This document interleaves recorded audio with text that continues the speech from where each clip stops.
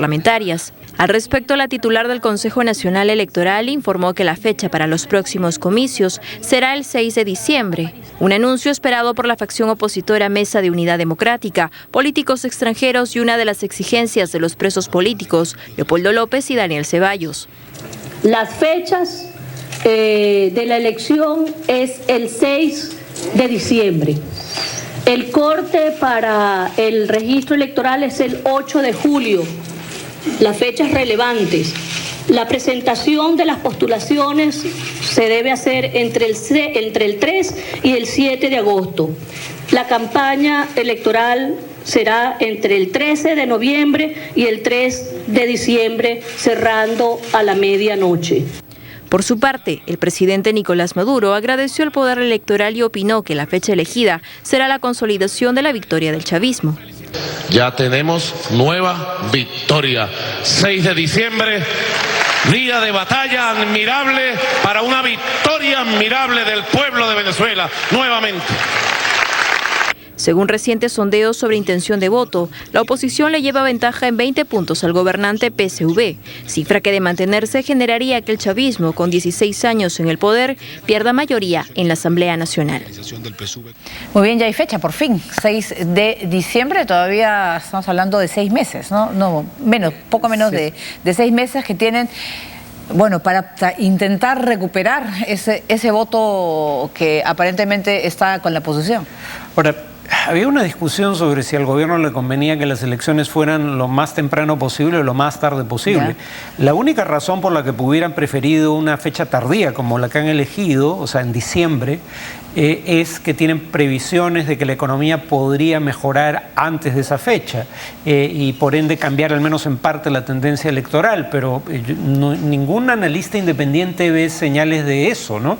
De hecho, ya queda más o menos claro que la inflación este año va a ser la más alta del mundo y va a ser por primera vez durante, si mal no recuerdo, durante el régimen chavista superior o de 3 dígitos, o sea, más de 100%, más de 100%, claro. 170, había escuchado ya. Bueno, la cifra anualizada de los primeros meses arrojaría más o menos 130.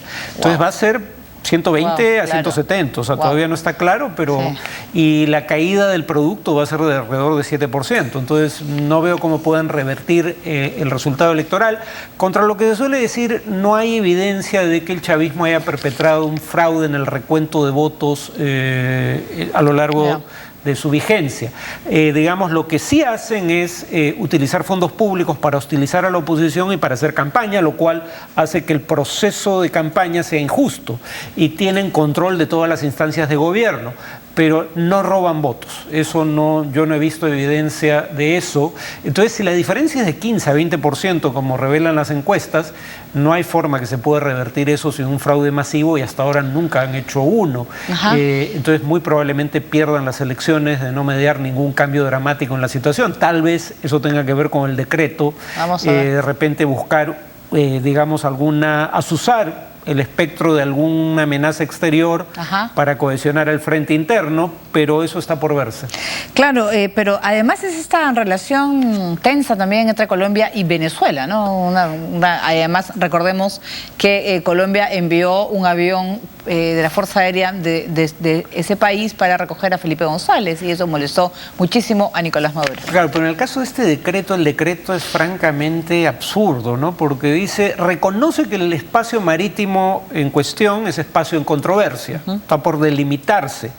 Y sin embargo dice, pero alguien tiene que custodiarlo en tanto se establece la soberanía sobre el mismo, pero decide unilateralmente que esa custodia la va a ejercer Venezuela. Eso bajo el derecho internacional no tiene ningún asidero. Si acaso tendrían que llegar a un acuerdo. O sea, el argumento es, no puede dejarse ese espacio sin ningún tipo de custodia hasta que se decida de quién es. Bueno, pero se acuerda algún tipo de custodia, digamos, de custodia compartida o, en fin, algún tipo de acuerdo. Tú no decides unilateralmente que tú lo vas a patrullar. Claro, pero ¿y te imaginas los incidentes que pueden haber? Cuando, claro, imagínate con alguna nave que si pasa o no el límite, o sea, y en el mar. Pero ese es el punto. Una posibilidad es que pero reitero que es una hipótesis, es que quieran básicamente crear incidentes que ayuden a elevar el respaldo al gobierno por una causa patriótica, desviando la atención de los problemas económicos. Muy bien, ahora vamos a hablar de Chile. Las autoridades han decretado durante el fin de semana último la primera emergencia por contaminación ambiental en la capital, Santiago, desde 1999. Según el decreto de emergencia ambiental, se ha procedido a la paralización de actividades en 3.000 industrias contaminantes.